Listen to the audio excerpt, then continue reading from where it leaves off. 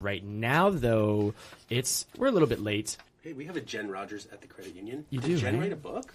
Do you guys know? I think Jen didn't write a book, but she could. Different Jennifer Rogers. That's the voice of Barb. Of course, you know Jamie. We're going to keep him off the microphone. Yes.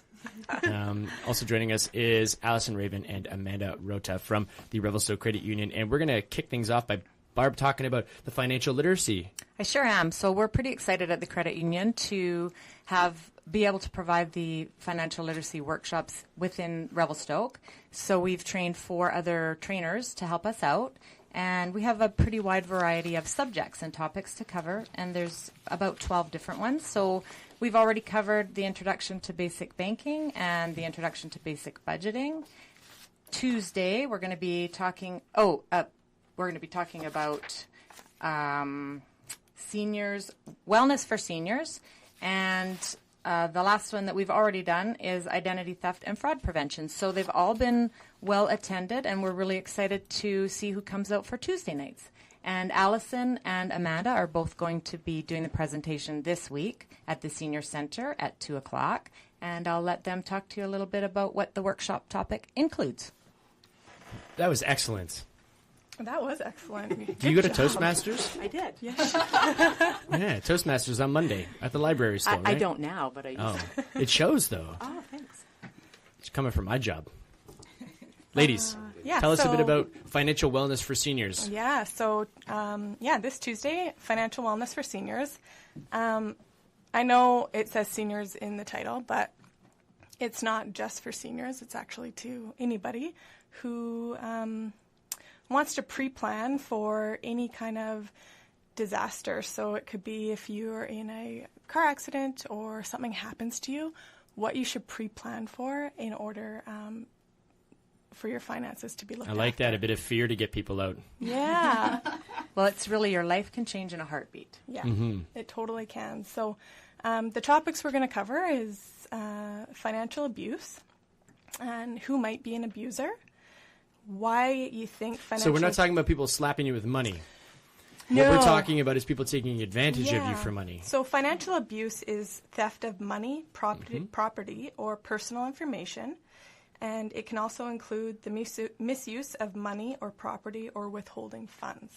So we just want to help people become aware of the topics we're going to talk about and how they can prevent it. So let's hang on to that subject for a little while because elderly abuse often takes the form of something like that where it's through money, maybe people taking money from somebody's wallet or maybe cultivating false relationships with them in order to gain access to their bank accounts and these types of things. Yes. Is there a discussion directly related to, hey, maybe you should get a sense of your finances? Definitely. And then how people you're interacting with engage with those finances? Is that sort of what you're dealing with? Okay. And we just have recommendations on things you can do to properly set up. So there are power of attorney, going to your lawyer and getting that set up, or your notary, and making sure you have a will and that it's in place and that it's up to date. And of course, Sandy was in here last Friday, talking about setting up a will. Yeah. So RCU does it all. Yeah, and so we're just wanting to, talk to people and let them know what each of those different things do as far as a will and a power of attorney and what a joint bank account does and how it helps you. Fascinating. What's going on?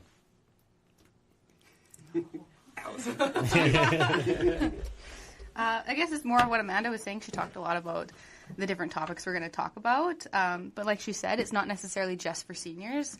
Reviewing the material, I found a lot of things really helpful just for me at where I'm at in my life, like just having a will set up and power of attorneys and the benefits and disadvantages of different joint accounts and your mental health and capacity and the warning signs of somebody taking advantage of you.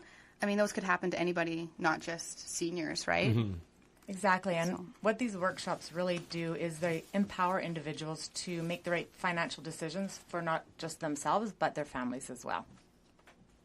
Yeah, I'm flying the flag as well. You know, a big supporter right now because I've taken the steps to sort of manage finances because so much of it is intertwined with what I think you feel is possible in your life also. So sort of knowing what options you have, even if those options are limited, still sort of provides you with a greater perspective.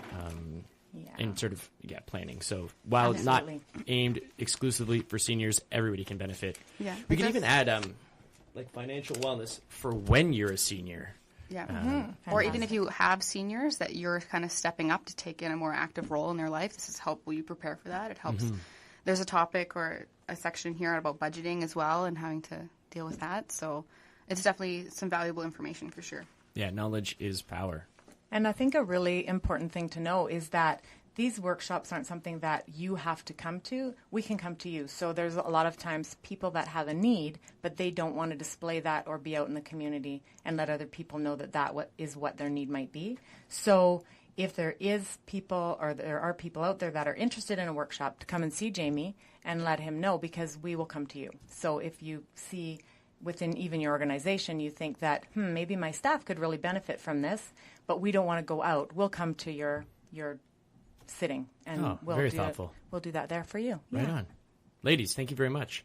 Anything else you want to mention to people? What are you doing for December then? Because they got one more workshop left. Yeah, it's this Tuesday at 2:00. I don't know what we've got. Well, December is just... Jamie, what do we have for December, my friend? December, we're going to be focusing on the food bank food drive. That's right. I think everybody is. We've got a beautiful tree put together by this fine gentleman, Scott Hine, Columbia Electrical. He built us a food tree. Yeah. So we're going to have it in our lobby. Do we call it the lobby? Sure we do. Yeah. In the lobby. And we're going to... fill the tree. Fill the tree with canned goods. It's going to be super neat, super cool. Yeah. It's our community giving tree. Community giving tree. Yeah, it's great how a lot of our community groups are coming together for the food bank food drive. If you've not found out, were any of you in the movie Marry Me at Christmas? No. Well, the Roxy Theater will be showing Marry Me at Christmas for a couple of evenings. December the 2nd, I believe. Entrance is free if you bring a canned donation for the food bank, which is awesome. Also at the Art Center, I think their Christmas show opens on the 2nd. And Ken Talbot built these really awesome little reindeer, and he's selling those, and all the money from those goes to the food bank as well. So I know I will be going down to buy them because there's only so many, but they're super awesome. Really cool. Ladies, thank you very much. Barb, Amanda, and Allison Raven. It's like her thing. I do that. Thanks for having us, Mike. Alrighty, we're going to get back. Again, money-themed segues. This is Money City Maniacs by Sloan. You're listening to the Stoke Morning Show. I will be right back.